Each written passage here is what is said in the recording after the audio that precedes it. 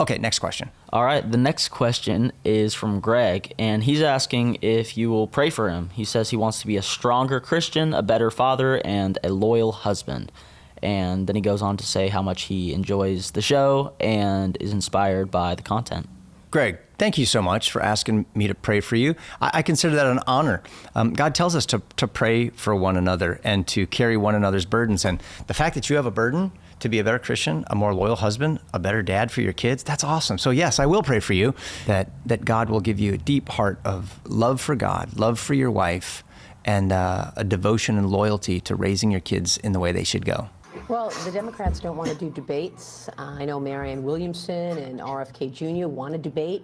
What do you think about that? Well, I understand why he doesn't want to do it. I mean, I truly understand why he doesn't want to do it. But they are, there's a big difference. Although, in the case of RFK, I've seen polls where he's at 20%. That's not bad. But I understand why he doesn't want to do it. Look, when you're running for office and you have, in his case, let's say he has a 30 or 40-point lead, why would he do it? Now, people are going to say, well, he can't do it. I actually think he can't do it, if you want to know the truth. I don't think he's capable of doing it. But why would he do it? Especially because of that. Why would he do it? If he's got a 30 or 40-point lead, which is what he's got, I mean, I don't think RFK expects that he's going to be debating. He's a very smart guy, by the way. I don't think he expects to be debating Biden. You've spent time with him, RFK. Tell me about him. I have. Is he a formidable competitor? He's a very smart person, yeah. I know a lot of the members of that family, and, he's a very smart guy. And he's hit a little bit of a nerve. I think he really has. And a lot of Democrats I know want to vote for him. But again, if he's at 20% and if Biden has a big lead, number one, Biden can't debate him because he's not capable. And number two, why would he debate him? For that reason, but also, why would he debate him if he's probably got it locked up? I don't see RFK Jr., I don't see him getting the nomination under any circumstance. And that's what really got me thinking, this would be a great story to follow. This would be great to follow this and see where does this go? How can you have RFK Jr. thrown in there with the likes of President Trump and Biden? The story writes itself, and the story did pretty much write itself. So what we're going to do with this series is I'm going to be going through my book, just going to read through the book, take a look at all of the different chapters, and see how far we can get, little by little, inch by inch. So we'll start here. We are going to look at the website, kennedy&trump.com. I'm going to post that in the chat, as I always do, and we'll just begin by reading this and going through it. So you can go to kennedy&trump.com right now. Just check my audio. Yep. You can go to kennedy&trump.com right now. It will take you right here. A few ways to read the book. You can click on the book here, click on read more, or just scroll down a little bit.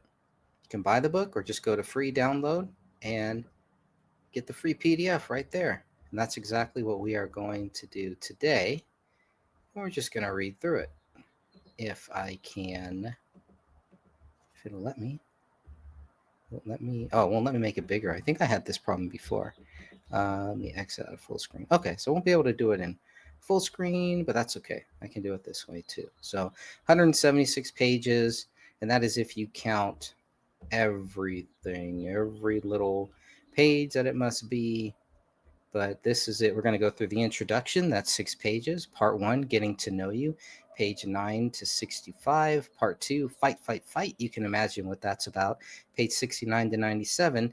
And then part 3, the unity party. Page 103 to 137. And the conclusion, page 141 to 152. And you got to have a source list. Always need to have a source list. So we are going to start with the introduction, of course. Where else would we start here? Again, you can get this right now, get it for free. And here we go. Hope for a healthy debate. We have seen a shift in leadership in this country, and we have witnessed the social justice warriors and the progressive extremists sweep through our neighborhoods, leaving burnt out cities, devastating economies, broken schools left in tatters, a moral wasteland for our children. and people who fully intend to occupy seats of power and civil government to usher in a new secular humanist socialist America. That's from Kirk Cameron. Very timely right now when you think about what is actually happening in the streets right now. And that was something that Kirk Cameron said definitely at least 3 or 4 months ago, maybe even longer. But it fits, and it's the best way to start a book. I love starting this show off with Kirk Cameron praying for me because I definitely need it. I'm sure we all do. And I just noticed that it is not sharing. So I apologize for that. But here we are. Hope for a healthy debate. All right, good thing you got to have a couple screens, some monitor screens too. Go, Kennedy, go. Robert Francis Kennedy Jr. is the third of 11 children from Robert and Ethel Kennedy. He is the husband of actress Cheryl Hines and father of 7 children, including 1 with Hines and 6 from his 2 previous marriages.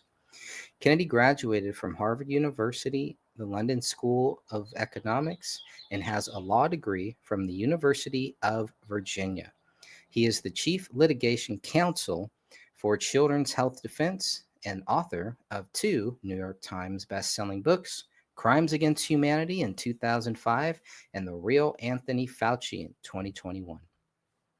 Kennedy was 10 years old when his uncle, President John Fitzgerald Kennedy, was assassinated in Dallas, Texas, and 14 when his father, Senator Robert Francis Kennedy, was murdered in Los Angeles, California. RFK Jr. may be the most prominent and credible person who remains skeptical about both assassinations. Kennedy believes the CIA was involved in his uncle's death and does not believe Sirhan Sirhan murdered his father. Kennedy describes himself as a science-based human being and was taught a powerful lesson by his father at an early age. Quote, "My father told me when I was a little boy that people in authority lie, and the job in a democracy is to remain skeptical," said Kennedy. "I've been science-based since I was a kid. Show me the evidence and I'll believe you, but I'm not going to take the word of official narratives."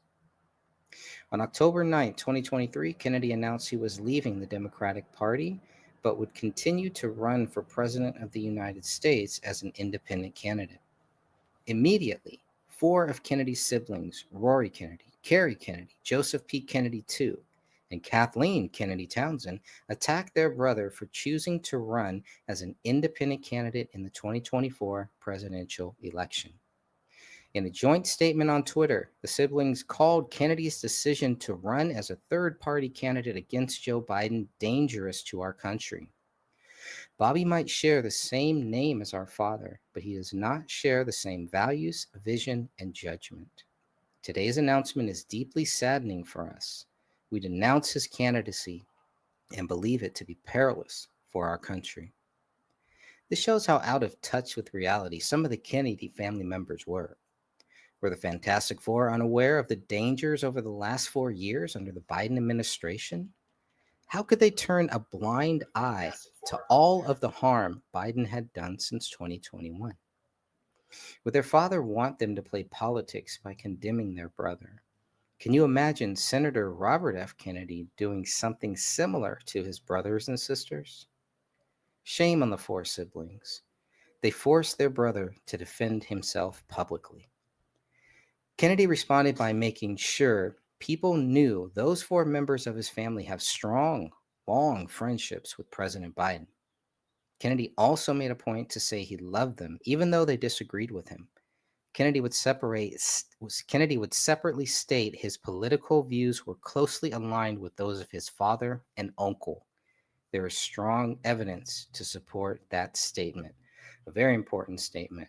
Because when you think about the Fantastic Four who spoke out against their brother, and then you think about Robert F. Kennedy Jr., who do you think lines up more with President John F. Kennedy and Senator Robert Kennedy? You can decide for yourself. Run, Trump, run. Once upon a time in 1999, Minnesota Governor Jesse Ventura believed Donald Trump should run for the President of the United States, according to Trump's book, The America We Deserve, published in January of 2000. Recently, there have been some new names suggested for the presidency, and one of them is mine, wrote Trump. Minnesota Governor Jesse Ventura strongly encouraged me to run.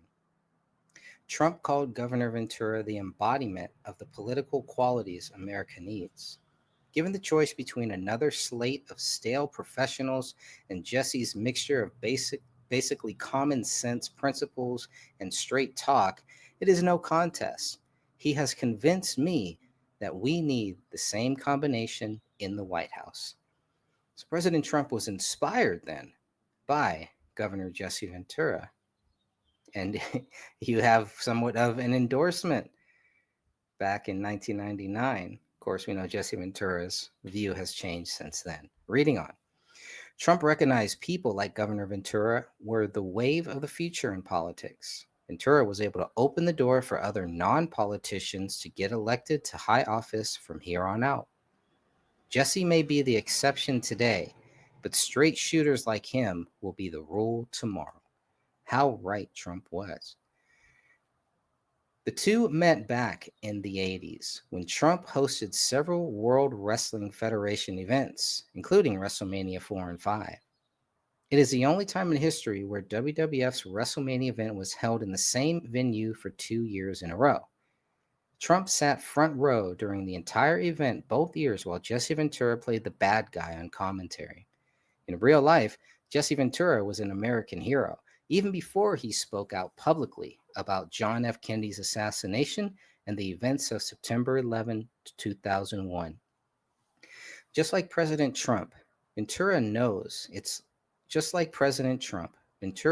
what it's like to be falsely accused of something.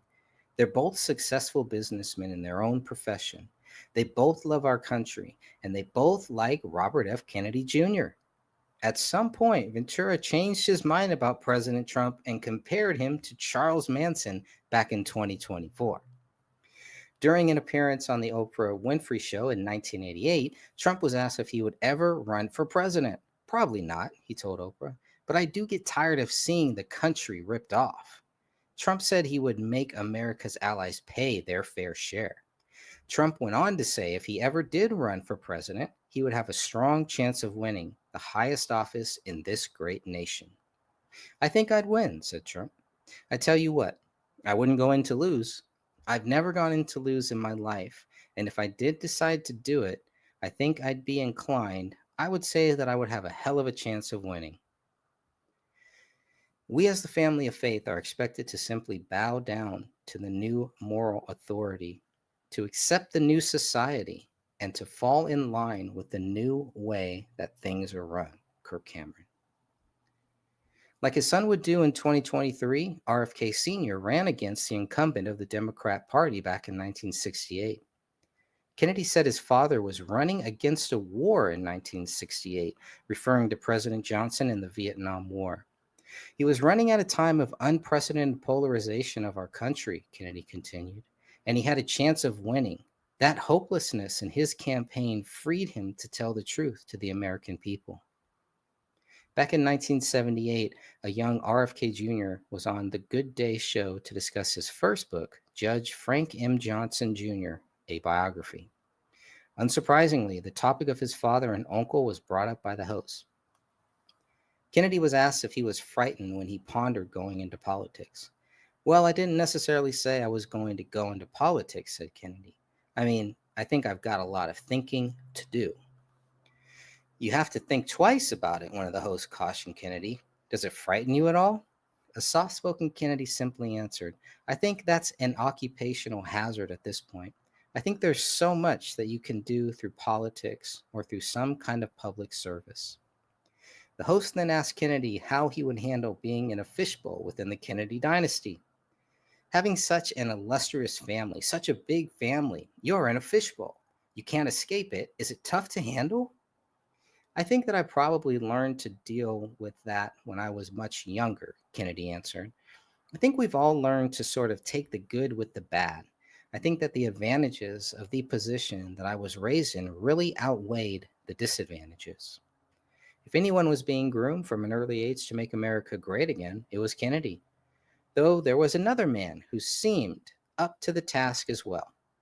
A young Donald Trump was on the late night show with David Letterman on December 2nd, 1987. The pre recorded segment aired 20 days later on December 22nd. In an interview with Letterman, Trump discussed his first book, Art of the Deal, co written by journalist Tony Schwartz. At that point in his life, Trump focused mostly on real estate and casinos, and a little bit of wrestling, obviously. Letterman, Letterman playfully grilled Trump about how much money he was worth, but Trump was more focused on the seating arrangement. Mr. Trump wanted to know why his seat was at a such Mr. Trump wanted to know why his seat was at such a low level. I'm looking at Letterman. He's got this stage rigged, folks. Just so you know, that seat is a good 6 inches higher than my seat. And so am I, Letterman quickly responded. Trump was asked if he had any interest in becoming the mayor of New York City after having some harsh words for then Mayor Ed Koch. Trump quickly shut down the idea, so Letterman moved on to the subject of New Hampshire drafting him for president. Trump was tired of all the countries who were taking advantage of America. It's a shame what's happening, Trump told Letterman. Japan, Saudi Arabia, Kuwait, everybody's taking advantage of the United States. People know that if certain people are running a country, that it won't happen. When you look at Japan not paying for the defense, we're defending Japan. We're losing billions and billions of dollars. We're fighting for aid, help, and for farmers, and for this and that. And it's a shame. The Japanese folks, who I respect greatly, they're not treating us fairly. Kuwait, Saudi Arabia, they're not paying us anything for the services we're rendering. And I think it's a disgrace. I think people look at certain people, maybe me. If I were in a position, this country, believe me, would not be ripped off like it is. It is just being ripped off so badly by our so-called allies. Donald Trump sought to clarify he was not trying to be disrespectful to Japan. I have tremendous respect for the Japanese. I do a lot of business with the Japanese, and they smile about it too. They know it. The country is losing billions and billions of dollars to Japan, and we can't afford to lose. When pressed by Letterman if he had plans to run for president, Donald Trump stated clearly, "I'm not going to run for president. I just think that there's so many ways that this country can straighten itself out, and we're not going about those ways. Cutting farm aid is not the appropriate thing. Cutting health for the homeless and help for the poor and welfare, certain things can be done that really will mean big dollars to this country, and those things are not being done right now." Letterman wasn't convinced. "Sitting here," said Letterman, "listening to this stuff, it seems to me you are dying to get some public platform to superimpose those feelings upon the American awareness." "Maybe so, but I'm not," Trump responded. "I would like to have the feelings known and let somebody else do it. It can be done. If the ball is carried correctly, it can be done." The segment ended with David Letterman reminding the future president, "Yeah, but if you want something done right, do it yourself," Trump answered. 30 years later, that's exactly what Trump would do.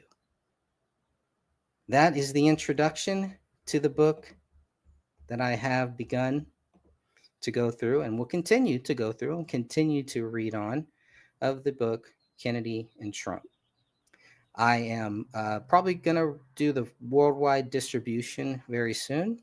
And I appreciate everybody for joining this, for watching this on the first episode of this new show, this new podcast that I will also be putting up on Spotify too. Why not?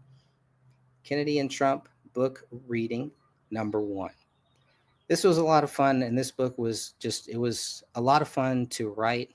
And it's interesting to go and read it now after I've taken a little break, calmed down a little bit from it, moved on, working on some other books. It's nice to just kind of go back and read this like how I did with the David Crowley book too. Hey, Rick, how are you, my friend? Good to chat with you. Definitely need to chat with you soon. And so that will do it for right now. I had a lot of fun reading this, and I will be back probably maybe Saturday. We'll continue on because as you can see, we have a lot to go through. We're going to read through part 1, Getting to Know You. This is a long, long chapter. And this next chapter will cover Kennedy and Trump getting to know each other. Everything leading up to the assassination attempt. So there's a lot of ground to cover there. And like I said, it's been great. It's been a lot of fun. God bless you all. I will be back hopefully this Saturday. And until then, thank you for watching, for listening. If you're listening to this on Spotify, or if you're watching this on YouTube, God bless you all.